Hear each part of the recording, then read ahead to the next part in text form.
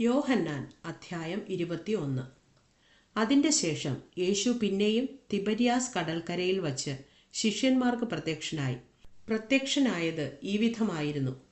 ശിമോൻ പത്രോസും ദിദിമോസ് എന്ന തോമസും ഗലീലയിലുള്ള കാനായിലെ നഥനയേലും സെബദി മക്കളും അവൻ്റെ ശിഷ്യന്മാരിൽ വേറെ 2 പേരും ഒരുമിച്ച് കൂടിയിരുന്നു.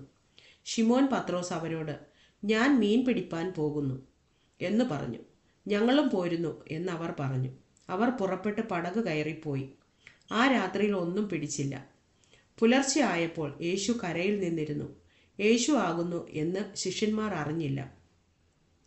യേശു അവരോട്, കുഞ്ഞുങ്ങളെ, കൂട്ടുവാൻ വല്ലതുമുണ്ടോ എന്ന് ചോദിച്ചു. ഇല്ല എന്ന് അവർ ഉത്തരം പറഞ്ഞു. പടകിൻ്റെ വലത്തുഭാഗത്ത് വല വീശുവേൻ, എന്നാൽ നിങ്ങൾക്ക് കിട്ടും എന്നവൻ അവരോട് പറഞ്ഞു. അവർ വീശി. മീനിൻ്റെ പെരുപ്പം ഹേതുവായി അത് വലിപ്പാൻ കഴിഞ്ഞില്ല. യേശു സ്നേഹിച്ച ശിഷ്യൻ പത്രോസിനോട്, അത് കർത്താവാകുന്നു എന്ന് പറഞ്ഞു. കർത്താവാകുന്നു എന്ന് ശിമോൻ പത്രോസ് കേട്ടിട്ട് താൻ നഗ്നനാകിയാൽ അങ്കി അരയിൽ ചുറ്റി കടലിൽ ചാടി. ശേഷം ശിഷ്യന്മാർ കരയിൽ നിന്ന് ഏകദേശം 200 മുഴത്തിൽ അധികം ദൂരത്തല്ലായികയാൽ മീൻ നിറഞ്ഞ വല ഇഴച്ചും കൊണ്ട് ചെറിയ പടകിൽ വന്നു. കരയ്ക്കിറങ്ങിയപ്പോൾ അവർ തീക്കനലും അതിന്മേൽ മീൻ വച്ചിരിക്കുന്നതും അപ്പവും കണ്ടു. യേശു അവരോട്, ഇപ്പോൾ പിടിച്ച മീൻ ചിലത് കൊണ്ടുവരുവിൻ എന്ന് പറഞ്ഞു. ശിമോൻ പത്രോസ് കയറി 153 വലിയ മീൻ നിറഞ്ഞ വല കരയ്ക്ക് വലിച്ചു കയറ്റി. അത്ര വളരെ ഉണ്ടായിരുന്നിട്ടും വല കീറിയില്ല. യേശു അവരോട്, വന്ന് പ്രാതൽ കഴിച്ചുകൊള്ളുവിൻ എന്ന് പറഞ്ഞു. കർത്താവാകുന്നു എന്ന് അറിഞ്ഞിട്ട് ശിഷ്യന്മാരിൽ ഒരുത്തനും നീ ആരെന്ന് അവനോട് ചോദിപ്പാൻ തുനിഞ്ഞില്ല. യേശു വന്ന് അപ്പമെടുത്ത് അവർക്ക് കൊടുത്തു.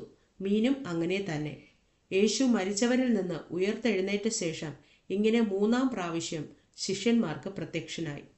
അവർ പ്രാതൽ കഴിച്ച ശേഷം യേശു ശിമോൻ പത്രോസിനോട്, യോഹന്നാന്റെ മകനായ ശിമോനെ, നീ ഇവരിൽ അധികമായി എന്നെ സ്നേഹിക്കുന്നുവോ എന്ന് ചോദിച്ചു. അതിന് അവൻ, ഉവ്വ കർത്താവേ, എനിക്ക് നിന്നോട് പ്രിയമുണ്ട് എന്ന് നീ അറിയുന്നുവല്ലോ എന്ന് പറഞ്ഞു. എൻ്റെ കുഞ്ഞാടുകളെ മേയ്ക്ക എന്നവൻ അവനോട് പറഞ്ഞു. രണ്ടാമതും അവനോട്, യോഹന്നാന്റെ മകനായ ശിമോനെ, നീ എന്നെ സ്നേഹിക്കുന്നുവോ എന്ന് ചോദിച്ചു. അതിന് അവൻ, ഉവ്വ കർത്താവേ, എനിക്ക് നിന്നോട് പ്രിയമുണ്ട് എന്ന് നീ അറിയുന്നുവല്ലോ എന്ന് പറഞ്ഞു. എൻ്റെ ആടുകളെ പാലിക്ക എന്നവൻ അവനോട് പറഞ്ഞു. മൂന്നാമതും അവനോട്, യോഹന്നാന്റെ മകനായ ശിമോനെ, നിനക്ക് എന്നോട് പ്രിയമുണ്ടോ എന്ന് ചോദിച്ചു.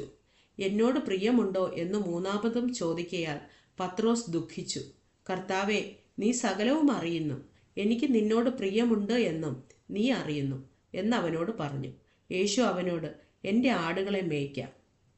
ആമേൻ ആമേൻ, ഞാൻ നിന്നോട് പറയുന്നു, നീ യൗവനക്കാരനായിരുന്നപ്പോൾ നീ തന്നെ അരകെട്ടി ഇഷ്ടമുള്ളയിടത്ത് നടന്നു. വയസ്സനായ ശേഷമോ നീ കൈ നീട്ടുകയും മറ്റൊരുത്തൻ നിന്റെ അരകെട്ടി നിനക്ക് ഇഷ്ടമില്ലാത്ത ഇടത്തേക്ക് നിന്നെ കൊണ്ടുപോകുകയും ചെയ്യും എന്ന് പറഞ്ഞു. അതിനാൽ അവൻ ഇന്ന വിധം മരണം കൊണ്ട് ദൈവത്തെ മഹത്വപ്പെടുത്തും എന്ന് അവൻ സൂചിപ്പിച്ചു. ഇത് പറഞ്ഞിട്ട് എന്നെ അനുഗമിക്ക എന്നവനോട് പറഞ്ഞു. പത്രോസ് തിരിഞ്ഞ് യേശു സ്നേഹിച്ച ശിഷ്യൻ പിൻചൊല്ലുന്നത് കണ്ടു. അത്താഴത്തിൽ അവൻ്റെ നെഞ്ചോട് ചാഞ്ഞുകൊണ്ട്, കർത്താവേ, നിന്നെ കാണിച്ചു കൊടുക്കുന്നവൻ ആർ എന്ന് ചോദിച്ചത് ഇവൻ തന്നെ.